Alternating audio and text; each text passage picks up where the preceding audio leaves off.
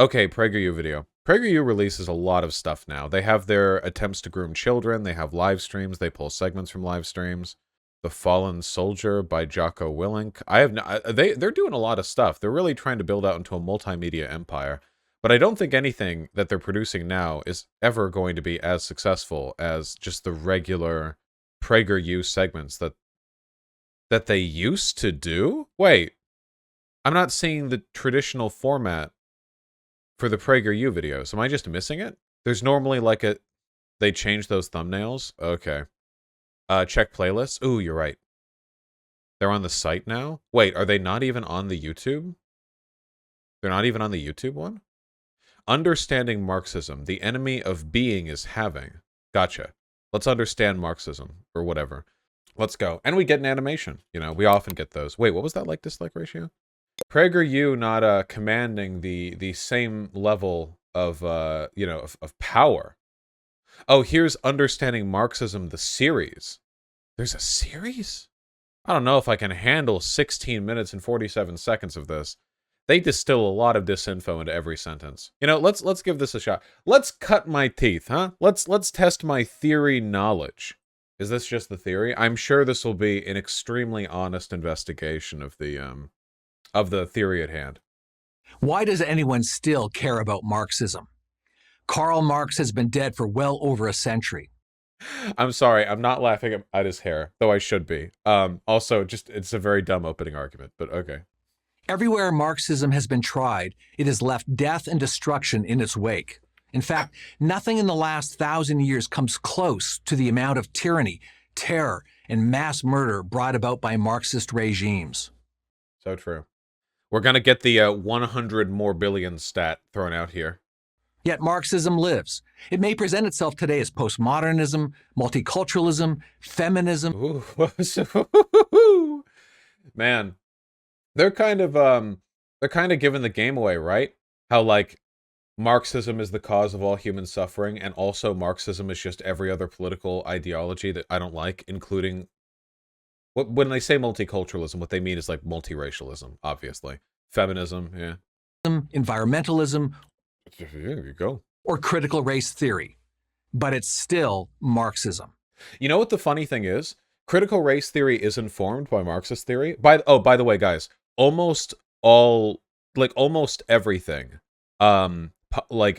pertaining to economics or sociology or political science in the past 100 years is built in some way on Marxism, because most academic theory is a response to or a correction of or a development upon pre-existing theory. So even theories that are antithetical to Marxist theory are a response to them and are thus shaped by Marxist theories. Like that's just how this works. But the funny thing is, critical theory is a much broader academic discipline that has variants in like a bunch of different fields, you know, economics, sociology, that is informed by Marxism. So critical theory would actually be the spookier thing to say here, because critical theory informs a bunch of stuff. They say critical race theory because they're racist. Critical theory on its own isn't scary enough. They need the race element in there because they need to conjure up in the minds of their audience the idea of like angry black hordes stealing white suburban property or whatever, you know, in order to really sell that idea. All these terms need to be scary enough. Do you consider yourself a Marxist? I don't know what it means to be in anything. There are plenty of elements of Marxist theory that I think are highly agreeable, and there are things that he said that I disagree with. I imagine that's the case with basically any like theorist's works, you know. Certainly I have a stronger connection to Marx's theories than I do almost any other theorist, you know, in terms of my affinity. Yeah, I'm a centrist between Marxists and anarchists, you know. So, there must be good reasons why it has endured, even flourished in the face of unremitting failure. Say what you will about Marx the economist. He was a master psychologist. He recognized that there are many people in every society who are motivated by envy and resentment. Wait, okay, is this going to be too retarded for us to go over? This is just going to be like everything's going to be, but little did they know that Marx understood the darkness at the heart of humanity or something. Like, should we just go over something else? This might be too stupid to actually respond to. You see, Marx knew that, because like they're not even going to try to make an argument here, right? I guess we can look at it for a bit. It's like, yeah, yes, the master. He was a lot like Light from Death Note or something. Marx speaks directly to them. He tells them that the responsibility for the misery in their lives belongs to the capitalist system. If we can just get rid of that, he promises, we can eliminate poverty, inequality, exploitation, class conflict, war, and alienation. No. No, well, you guys can true if you want. He didn't say any of that, though. He didn't say you can eliminate all these things by getting rid of capitalism. He said that capitalism is a cause of many of these things. It's kind of a critical difference there, but yeah. Not a bad list if you're looking to start a revolution. True. But there's more. But there's more. Marxism assures us that this socialist utopia is close at hand. Marx was not a utopian. He barely wrote on communism. He had some general ideas for how he felt society should be organized, but he really skipped the specifics because he was mostly interested in being a critic of capitalism. Available to all, not in some distant future or in the next life, but here and now. All we have to do is overcome one little obstacle: human nature. As Marx famously wrote in his anime villain speech, Marx, much like many Final Fantasy characters, his ultimate enemy was God itself. My source is I made it the fuck up. Yeah. Literally every Final Fantasy game. The critique of the Gotha program was him like standing on a mountaintop as like a shadowed figure, enveloped by clouds through lightning bolts at him. It's the whole his entire career was just him trying to rewrite, the fundamentals. What a king. Marx expressed his deepest views on this subject in his economic and philosophical manuscripts of 1844. They can be summed up in one phrase. Can they? The enemy of being is having. I'll take your word for it. Is that true? They could have, since they're making stuff up anyway, why didn't they come up with something more sinister here? Like, they can be summed up in one sentence. I hate black people. That's what Karl Marx believed. Why not go for, like, if we're lying anyway, like, you can just say anything, They can be summed up in one sentence. The ultimate goal of communism is the extermination of all cis white men. Why not? In other words, the desire to own things makes you a bad person. However, you're not to blame. What? Wait, even the PragerU summary here doesn't make sense. How can Marx simultaneously say that you're a bad person for wanting to own things, but also you're not to blame for that desire? Wouldn't that mean you're absolved of the moral culpability that would make you a bad person? Even PragerU's summary here doesn't make any sense. Like, the shit they're making up, we need better fake lore here.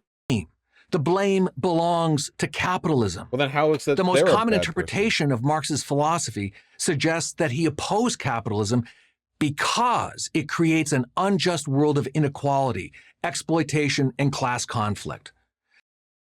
No. Chat, be careful. Marx thought that class conflict was a feature of the world. I don't think, that wasn't just a feature of capitalism, and he didn't fight against inequality. In fact, Marx's issue wasn't with inequality. Marx's issue was with tyranny. Marx believed that capitalism, by being like a fundamentally autocratic economic system, denied people the freedom to express themselves and live like, authentic lives. Essentially, it restricted their ability to do what they will.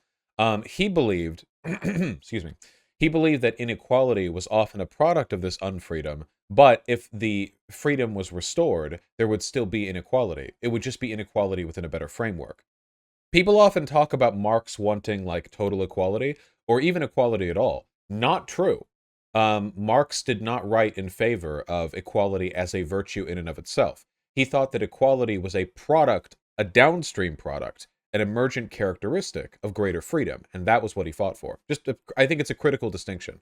And I think it sells Marxism a little bit better to understand it not as a fight for equality, but as a fight for freedom, because freedom is something that theoretically everyone should be able to buy, especially Americans. Whereas, like, a lot, especially conservatives, like, to them, equality, they think it's a dog whistle for, like, giving black people guns and letting them, like, steal armchairs from white suburbs or something. I don't know, whatever the fuck they believe. Marx explicitly wrote that egalitarianism is a bourgeois category. Yeah, well, he believed that egalitarianism in and of itself was essentially a way of obfuscating the nature of class conflict, of covering up the antagonism in favor of a sort of performative. How do I put this exactly? He felt that egalitarianism was like patching up the damage rather than fixing the subsystem. Does that make sense? That egalitarianism was like, oh, sure, we live in a fundamentally tyrannical and unfree system, but like, that's okay as long as we use the products of that system to try to patch things up a little bit so people feel equal. And that was the issue he had with it. He felt like it was, he felt like it was a band-aid for a real problem, a way of covering it up. And by the way, that's essentially a proto-example of what we call like liberal progressivism. People on the liberal left, you know, like centrist or slightly left-leaning Democrats, who are okay with equality as a concept, but it's always like, you know, giving government loans to black-owned businesses operating in underprivileged neighborhoods for a minimum of 3 years or something. You know, it's always like, you don't fix the bedrock, you attempt to address it after the fact. I am a based freedom enjoyer. That's the sort of first principle for me. So Marxism, according to this view, is all about equalizing income and... He also thought utilitarianism was a bourgeois philosophy. Well, he can't always be right. Marxism, according to this view, is all about equalizing income and social status. What? What? What?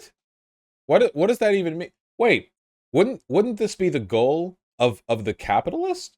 Wouldn't the capitalist, in a system where money buys you privilege and power, believe that income would be proportioned to social status? What? Marx doesn't even want an income. Okay. This is true, but it doesn't go far enough. Marx saw the accumulation of material wealth as dehumanizing. This is true. That's actually true. That the overaccumulation of capital or of material wealth is alienating, which is totally true. Yeah. Well, yeah, he referred to the accumulation of capital, but this is acceptable.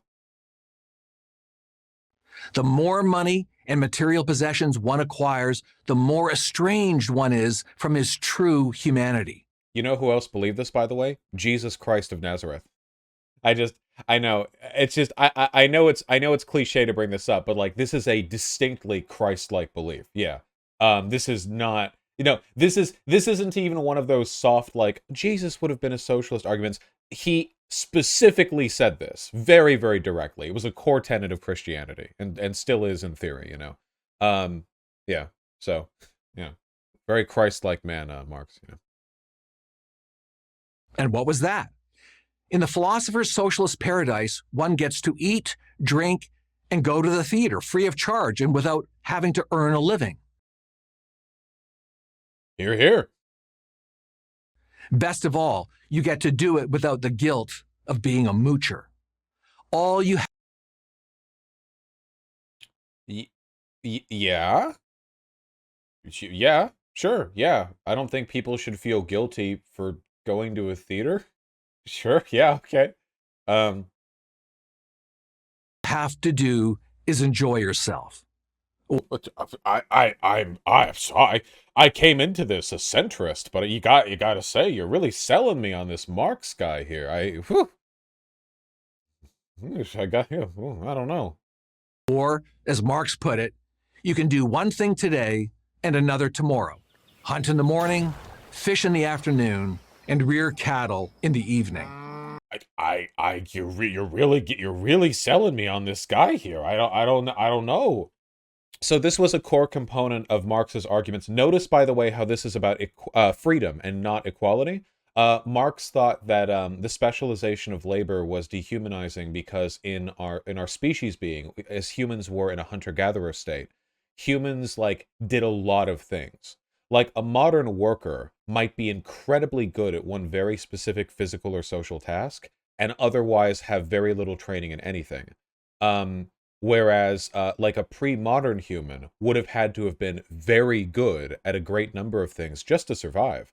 They would have had to have been very good at a wide variety of survival, cultivation, and construction and social skills, just to live. Like that's the bedrock. And what Marx argues is that humans are happier when they have the ability to pursue a wider range of interests without it always being some hyper super optimized like, oh yeah, every worker to their most optimal position thing. Obviously Marx does not prioritize economic efficiency over human happiness because that seems kind of like putting the cart before the horse. um that seems a little bit silly. Like, what are we doing our economy for if not human happiness? I don't know what else we're doing this for. So he essentially argues that an economy or like a system that allows for people to vary a bit more freely. Oh, and by the way, we do see a kind of underdeveloped version of this in volunteer economies. There are people who work like regular service jobs, but are also essential to the local community because they volunteer at a soup kitchen, or they volunteer at like some kind of local. This is why people like almost always like volunteering, by the way. Like, talk to people who do volunteering, they like it. I swear to God, you will like it if you do it too. Probably. Not everyone, but like a lot of people do. And it's because it's an opportunity to be helpful and useful and to work towards something that isn't just like your job. You know what I mean? And this is one of the reasons why I've always said, I think that humans like working. You can call it work or labor or whatever you want, but fundamentally, I like it. I think humans enjoy doing a thing that requires some effort if they feel like it's benefiting their community. The pay is just an incentive system, but like at the end of the day, we're kind of built to do that, right? Like we had to have been. Surviving is a lot of work.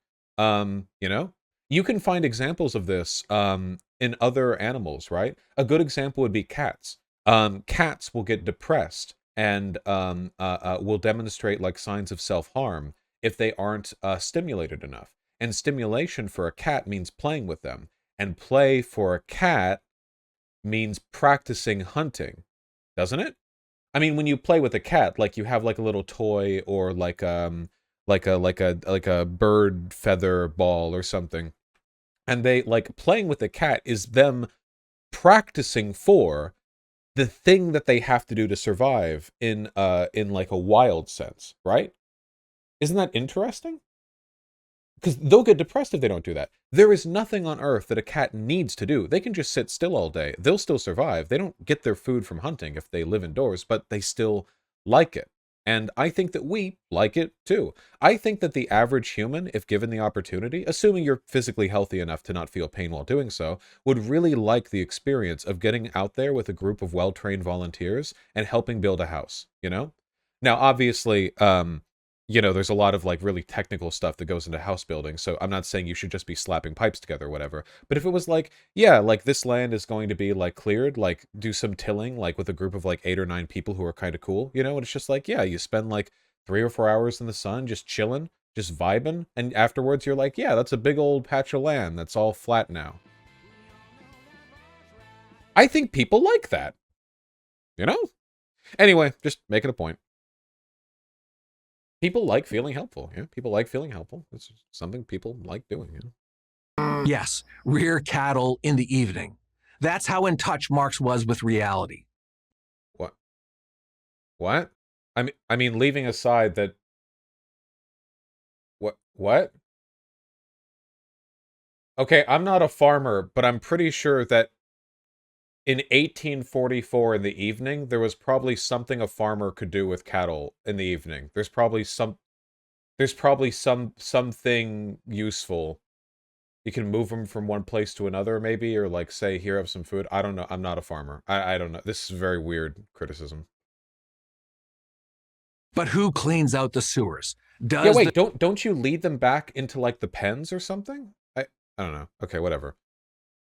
That's how in touch Marx was with reality. But who cleans out the sewers? Does the dirty jobs that keep a society functioning? Ironically, in the evil capitalist society, the sewer cleaner freely chooses to take on his job. In the socialist paradise, coercion is almost always required. So, say you're on a plane, and the plane crashes on an island. And, you know, when you wake up on that island, you're the only survivor, except for one other person. One other person woke up before you. It's only 2 people on the island. And everyone else is dead. And the other person, they have collected all of the coconuts, the only food source on the island that you're aware of. And they say, you know, oh, hello, other person who has woken up. I'm so glad that you're here. I've already collected all the coconuts. I woke up a couple of hours ago, as you can see. And I'll be happy to share them with you. If you will suck my dick. Is that a free exchange? Or is that coercive? The answer, of course, is that PragerU is dumb. Now, I notice here that they're claiming the socialist paradise would need to be coercive in order to produce this labor, but they're not citing anything from Marx. Like, they're not saying Marx said this. They're just saying, like, oh, yeah. Like, yeah, dude, people just, like, totally like working in sewers, you know? If you have to provide an incentive for somebody to do something, and the absence of that incentive means a lesser quality of life, there's an element of implicit coercion there. It's that simple. Now, by the way, and I've talked about this before, but I do mean to say it, I think that a level of coercion is a necessary level of fulfilling the economic requirements of any society. I think the goal should be to lower that level of coercion as much as possible. So in order to maintain modern society, which I would like to do, you do need sewer workers. And there is no way that I'm aware of to make sewer work not awful. As far as I know, with all the technology that we have, with all the, like, there's, like, that is just, there are just unpleasant jobs out there. Like, you can always say, oh, let's automate it, but, like, you can't fix everything with that, right? Like, obviously, there are always going to be jobs that are just not fun to do. That is just a fact of the world. So I have a couple of responses to this. First of all, even though it doesn't fix all of these problems, I do genuinely believe that some of them could be addressed with better automation. So an example of this in effect is that it used to be that a factory was literally just people, like, with milling machines or like textile machines, you know? Nowadays, factories tend to be mostly done by machines supervised by engineers. The machines are expensive initially, but they pay out their value eventually because, you know, you don't have to pay them a wage. And engineers just supervise the maintenance, construction, and performance of those factory lines. And I do think there are probably difficult jobs that humans do where that could be done. I don't think it could be done with all difficult jobs, but I think it could be done with some. Additionally, we have to know that there are difficult jobs that people do because they genuinely like them, because some people are fucking crazy. So there are difficult jobs, I think. Here's a good example. Lumber clearing. Lumber work is one of the most dangerous jobs in the world. The process of marking trees and felling them for clearing, the equipment that you have to be around, it is insanely dangerous. The death rates for lumberjacks are very, very high. However, as I understand it, there are a decent number of people who like that work because you're out in the forest all day. There are psychopaths who do like that. Maybe we should take advantage of the fact that some humans are fucking psychopaths and just let their natural proclivity towards difficult jobs sort of take shape, you know? Same with offshore oil rig work. Well, they are paid quite a bit, those offshore oil rig workers. Would there still be people who like the idea of, like, living in Alaska for 6 months a year, like, on an oil rig with no contact other than their, like, their other oil rig buddies, even if there wasn't, like, the massively high pay? There would probably still be some. I don't know if there would be enough to do the work that would be necessary. We might need to incentivize more people to do that work than would do so of their own volition.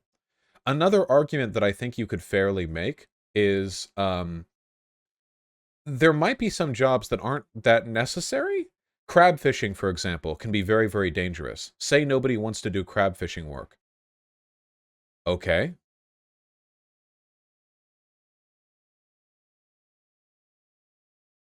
I mean, I know, right? But, like, that's an argument, isn't it? Like, okay. It's something worth considering. Now, the final argument here is what level of necessary coercion is there? So here we have something that we have empirical data on, right?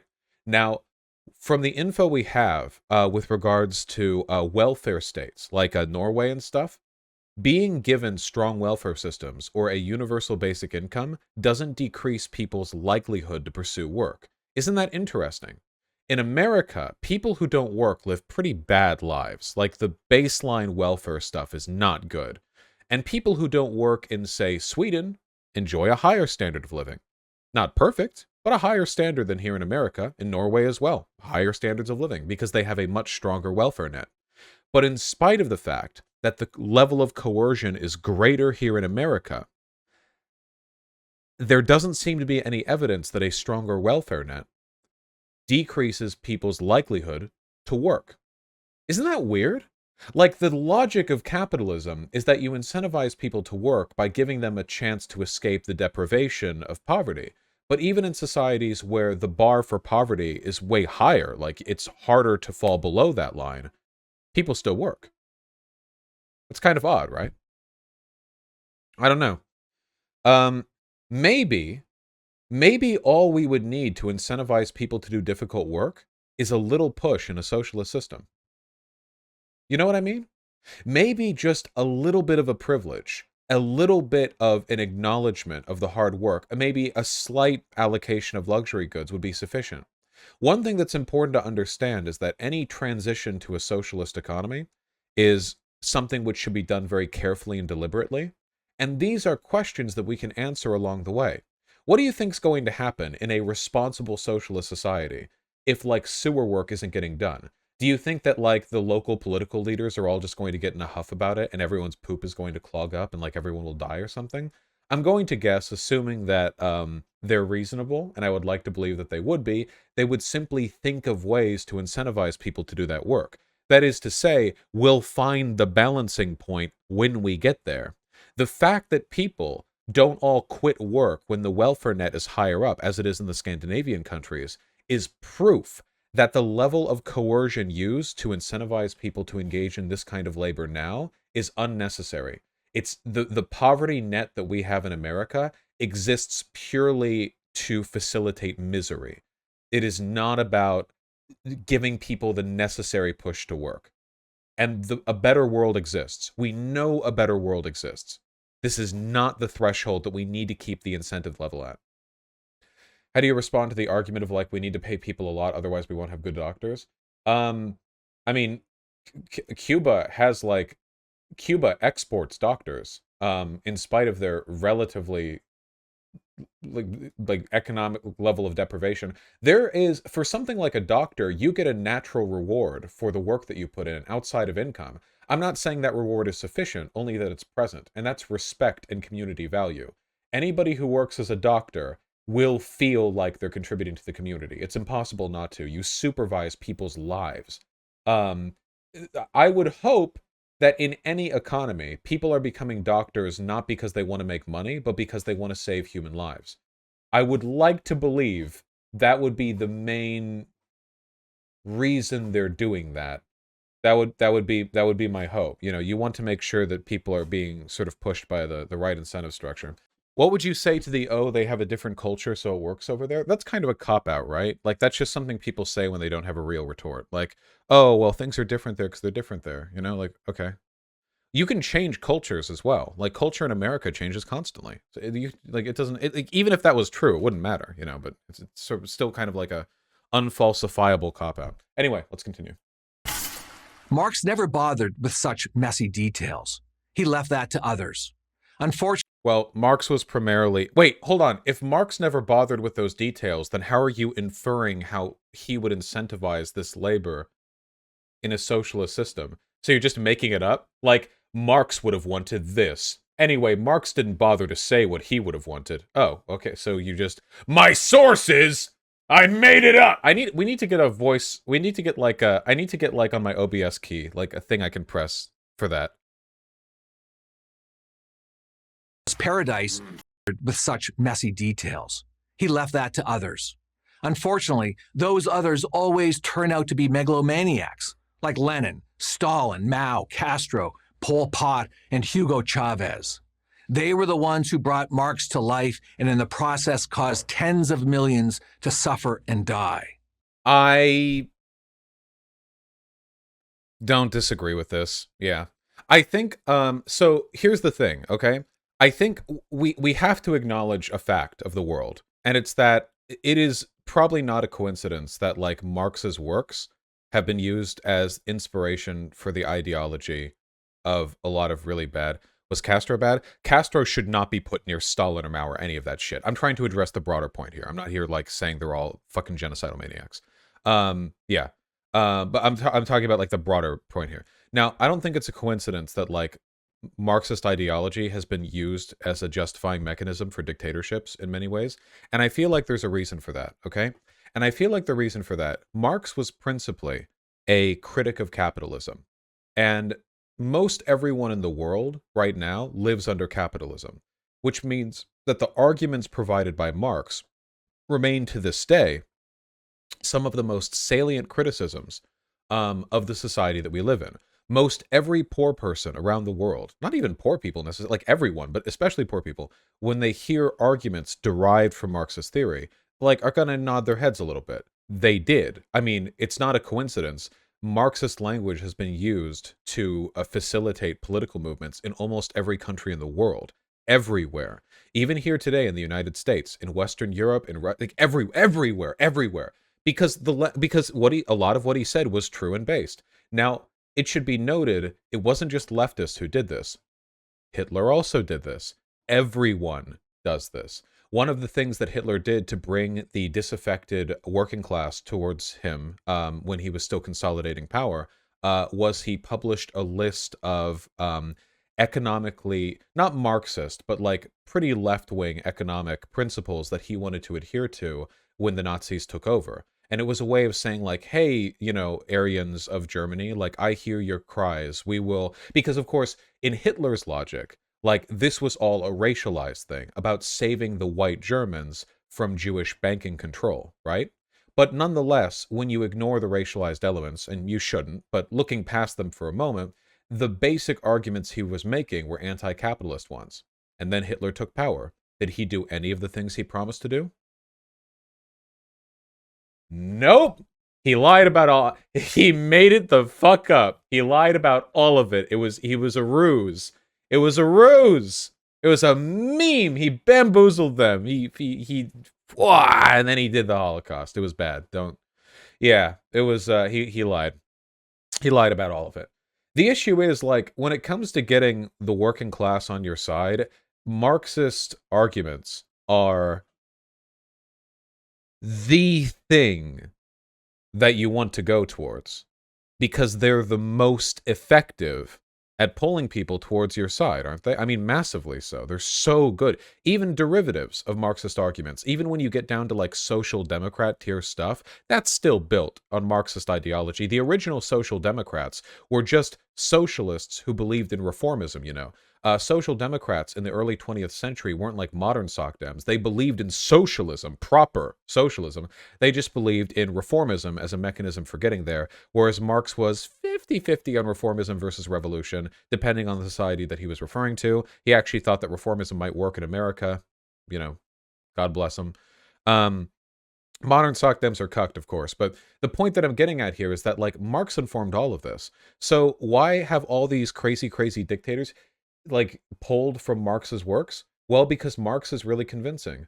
But that doesn't mean they're going to be honest, right?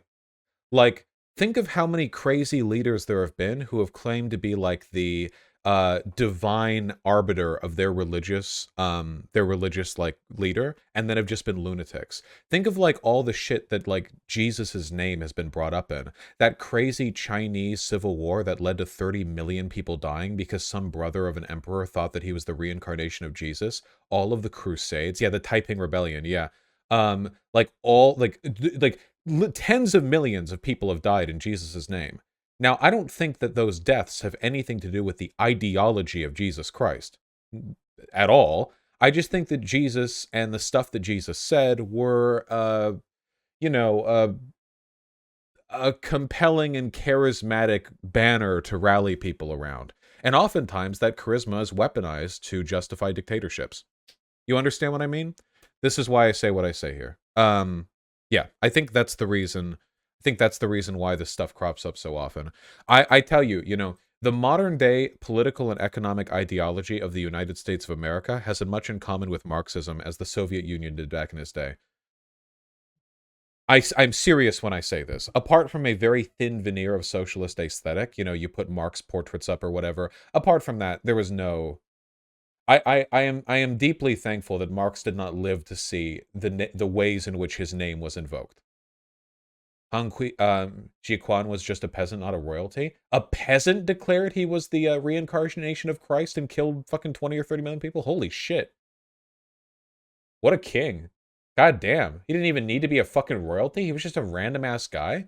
Some fucking rice farmer was like, yeah, dude, I'm actually Christ. Then just dabbed on all of Midland China and created enough death to like World War tier death level. Okay. No, he called himself the brother of Christ. Okay, whatever. I'll look into the Taiping Rebellion sometime because it sounds like some wacky stuff, wacky behavior. Contrary to Marx's claims, work freely chosen brings both money and dignity. What? Furthermore, most people work best when they pursue their own self-interest, an idea Marx despised. What? Wait, what? His principal argument was that the workers should be free to pursue their own self-interest. That's what he was talking about when he said about being able to fish and hunt.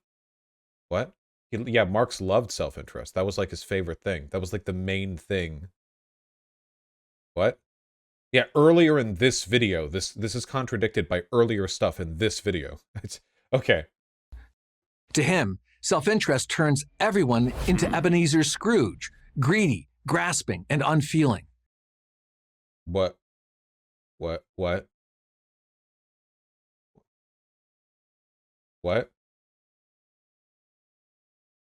This is incoherent and inconsistent with stuff that we saw earlier in this same video presented by the same guy. No, Marx wants people to be free to pursue their self-interest. That's what he said. Oh, and by the way, I know that a lot of people like to throw the straw man out there, but Marx did not hate the bourgeois. He genuinely didn't. His arguments were not moralist in nature. Jordan Peterson made the same mistake when he argued with Zizek and embarrassed himself, like, horribly, because Zizek's an actual academic and does actual reading. Marx, it's not about hating or whatever. It's very simple class interest. Wherever you are, Also, wasn't Charles Dixon a socialist? It is funny to invoke Ebenezer Scrooge in an argument against Marx when Ebenezer Scrooge was quite literally meant to be like an incisive attack on like the bourgeois in Victorian England, No, he wasn't a socialist, but like he's the antagonist of a story in which he's like a Scrooge who like did not Tiny Tim, blah, blah, blah. You all know the story. Not only is money, that is capital, inherently corrupting, but the acquisition... Money and capital aren't the same thing. Money is just a form of currency. Currencies could potentially exist within a socialist society. Capital, however, is wealth that is used to reinvest into the means of production. So, for example, money that you just like keep on hand to like buy groceries or whatever isn't capital, but capital could be like money that you use to invest in a business or something. There's a critical distinction there because capital allows for reinvestment, which allows for wealth to grow of its own, and that allows for the formation of the bourgeois class. Money or currency on its own is not inherently anti-socialist. It is anti-communist, but you could it's complicated. Of it can't be done honestly or fairly. The rich got rich by exploiting the worker. For Marx, there's no other possible explanation. For many today, there is. That's true. This is true. It is not a coincidence that virtually every ultra-wealthy person in history has profited off the labor of people beneath them. The only times where that's not the case are very rare instances of a person developing or finding something that they sell to another for an enormous amount of money. So if you could imagine like an inventor who invents some like amazing shit and sells it to like the Department of Defense for $1 billion or something, that would be a billionaire who was not bourgeois, and like as long as they did the work on their own. But like, look at the list of billionaires in the world. Like overwhelmingly, yeah, it's like people who benefit from the work of others, or people who inherit that wealth. You know? There's no other possible explanation. For these people, Marx offers a philosophical justification for their anger, even their rage. From generation they're angry, even they're trying to make it sound scary. Okay. to generation, the formula never varies. Only by bringing the privileged down can the underprivileged be brought up. The venom that pours out of Marx's pen. The venom. So again, the reason I just said that Marx didn't hate the bourgeois is because they always try to frame it as like a spite thing. Like Marx was just super, super, super angry that some people had top hats or something. It's just not present in his writing. Marx was, if Marx was venomous towards anything, I think it was self-delusion. When you read Marx's writings, and he was like a snide guy. He was a queen. He was a drama queen. The venom that he spat, okay, wasn't really at like the wealthy themselves, but rather the justifying mechanisms that people built to like say like, oh yeah, it's totally okay for a factory owner to be ultra wealthy when like 5 billion people who work harder than him are all living for scraps. You know, like that. He was more angry at the systems than the the individuals. Stems ultimately from the fact that reality wouldn't conform to his worldview. It never seems to have occurred to him that people are complex beings with different talents, ambitions, and desires. Again, wait, what? In this video earlier, you said that Marx believed people should be able to pursue their own interests by hunting in the morning, fishing in the afternoon, and with cattle in the evening. In this video, you acknowledge that Marx talked about people should... This video, presented by this guy, acknowledged that Marx believed people should have the freedom to pursue... Like, hold on, we're at 454 right now. Where do I have to go in the video to find that? All you, as Marx put it, you can do one thing today and another tomorrow. Almost like he's acknowledging that humans are diverse with a wide range of interests? What? Okay. Back to where we were, I guess. He forgore. Yeah, from 2 minutes ago. Yeah, one of the big crimes of capitalism that Marx pointed out was the fact that you did have all these like diverse, unique people all working like factory jobs for 12 hours a day. That was the world that he lived in, okay? We're talking the 50s, you know? The rich, like the class dichotomy back then was a lot more severe than it is today, like at least optically in the Western world. And by the way, it's just as severe today all over the rest of the world. We've softened capitalism domestically so we could make it more brutal internationally. But like domestically, they hadn't ironed out the optics back then. So like you would literally have like tenements, like ramshackle tenements where like 3 families would live in one room and share like 2 bed mats, go work 12 hours a day, 6 days a week at a local factory, while like the factory owner did literally nothing other than fuck mistresses and like play golf. And they would just become ultra wealthy and everyone else would starve and get like, I don't know, cholera or whatever. And Marx thought it was a crime those people didn't have the freedom to pursue their interests. That was like a big part of his writing. Yeah. Desires. It may be more accurate to say he didn't care. If people wouldn't conform to his worldview voluntarily, then the state would just have to use other methods of persuasion. This is incoherent even within the framework of the video. Like murder and terror. What? Find me that in Marx's work. And this is incoherent within the framework of the video. It all made sense to the philosopher as he toiled away in a corner of the British Museum or in his squalid London apartment. What is astonishing is that Wait, what? Wait, are we trying to frame him as some kind of out of touch, like erudite academic, or as somebody who struggled with poverty? He did struggle with poverty. Marx was not wealthy. Engels was wealthy. That's why Engels was his daddy Dom. That millions came to believe him. What is tragic is that millions more suffered and died because they did. Billions. What is scary is that millions continue to believe. I I'm Brad believe. Thompson, professor of political science at Clemson University for Prager University. Thank you for watching this. More billions. Okay, so that was about as incoherent as I imagined. I don't understand it. They write their own scripts. If they're going to lie anyway, why wouldn't they lie in a way that's consistent? Like, why would their lies betray inconsistencies in the video where they're already lying? You know what I mean? You've already given yourself permission to, like, completely misrepresent Marx. Why would you lie in a way where even with no external information you could see problems in their argument? Nobody's ever going to fact check them. This video is 50-50 like dislike. I wonder, I guess PragerU's kind of fallen off a bit. Love watching videos like this every so often so I can get a constant reminder how stupid capitalists are. This is what happens if your professor doesn't do the required reading either. Tell me you've never read any of Marx's work without telling me you've never read any of Marx's work. If you guys want to argue effectively against Marx, read Marx. Only then will anyone take you seriously. If only that was true. How were 100% of the words here massive lies or extremists have to? Yeah, I mean, okay. Well, okay. Well, yeah. Well, happy to contribute.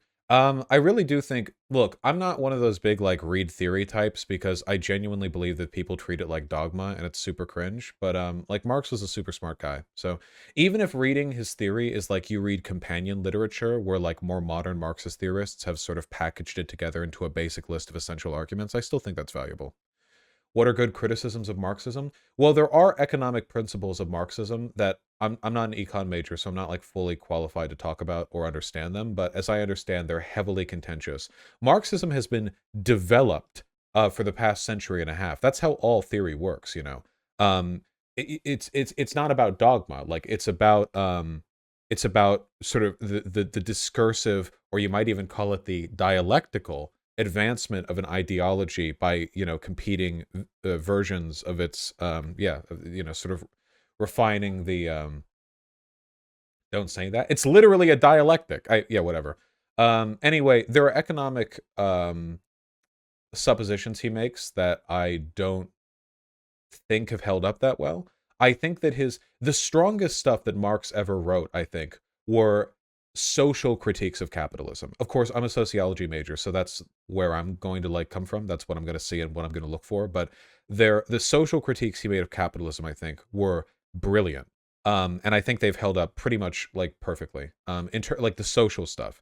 It should be noted that I believe Marx was actually quite sympathetic to the bourgeois, you know? After all, the bourgeois is as confined to their role as the worker is to theirs. The role of the bourgeois might be larger, more free, and more powerful than the role of the worker, but it is a role nonetheless. And for a person like Marx who loves freedom, that is an issue.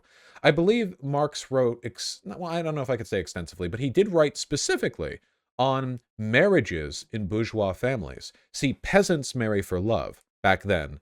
The wealthy married for political gain. Oftentimes people would form courtships for maximum, you know, the aristocrats and the robber barons, they would marry to consolidate empires or to, you know, to sort of, you know, facilitate the acquisition of political power. And Marx is, I think, pretty sympathetic towards that. He says that he thinks that like the humanity is drained of these people, that they're denied the ability to live free lives and to pursue love as they wish because the stifling confines of aristocracy. You know, yeah, it's very similar to essentially commentary on toxic masculinity. How it's like, okay, you may live as like a member of a privileged class, but that doesn't mean it doesn't come with its downsides. Oh, it's good. Yeah. You should do something explaining Marx. I haven't read all of Capital. You know, I feel like I know a good few of his arguments, but there are lots of his arguments that I'm not even aware of. Maybe one day. It's a big read. But you said you read all theory. Oh yeah, sorry, never mind. I forgot. Yeah. I do think that Marx would be disgusted by the world as it is today, the way his name has been dragged through the mud. Not by the far right people, I think, but by the far left people. I do believe, you know how sock dems are cucked these days? I feel like the fact that like Marxism Leninism has become the dominant leftist strain all around the world. I like he would be pretty disgusted by that, I think. He would probably be called a revisionist by the people who claim to like him if he was around today. The idea that Marx would have approved of the USSR when Marx's principal arguments were in favor of freedom, and the USSR was one of the most sophisticated police states with like secret police and like, you know, deportation and execution of hundreds of thousands of political prisoners. Like the idea that he would have applauded that is just ridiculous. Not in a million, billion, trillion years. Yeah. Not ever. Never, ever, never, never, never, ever, never. Yeah. Is Lenin good? Lenin is smart, and he was a good writer, though I don't agree with everything that he said. He's also a monster. Basically, there are two Lenins. Lenin pre-revolution and Lenin post-revolution. Pre-revolution, when he was doing his writing, you know, or well, not all of it, but, you know, when he was doing some writing, you know, there's some valuable stuff there. Post-revolution, he was an authoritarian. He immediately cracked down on worker councils, executed political enemies. Like, he instantly, like, when Lenin got, you know, when he achieved power, he became like people distinguish between Stalin and Lenin as though Stalin was like the crazy one who took over and ruined everything, but that's not really true. Lenin set everything in motion for what Stalin would later become. And Trotsky was just as bad. Trotsky was insane and a slimy little kiss ass. He would write anything to justify what Lenin did. And I genuinely think that if it weren't for the fact that he and Stalin were competing for power after Lenin's death, I feel like Trotsky would have been he would have been like a yes man for Stalin. Like Stalin would have gulagged people and Trotsky would have been writing really eloquent, really intelligent theory on how it's necessary. Socialism can only be preserved through like the mass execution of political prisoners. The main benefit to like Stalin having won out there is that Stalin is kind of stupid. Trotsky isn't. He's very, very smart. So I feel like Trotsky's intelligent justifying mechanisms of what Stalin did would have created theory that would last today. Like I feel like I'd be arguing with Trotskyists today who would have incredibly eloquent justifications for like ripping the toenails off of people suspected of disagreeing with the socialist leader or something. And I am glad that Trotsky took the pickaxe because like it's not because Stalin was better. I'm glad there was only one of them, you know? I'm just not because Stalin was I'm just glad we didn't have to fucking do with the duo team. Jesus. Fucking you think Godskin Duo is a dangerous pair. Holy shit. Trotsky was essential for the revolution. Yo, I'm not saying he wasn't an important figure in the revolution. Even when exiled, he wrote stuff justifying Stalin's annexation of the Baltics. Wait, is that true? Even when Trotsky was exiled, fearing for his life from the secret police controlled by Stalin, he was still writing shit justifying Stalin's authoritarianism? What a fucking cuck, dude. Holy shit. Yeah, Trotsky was totally a bottom. Bottom moment, yeah.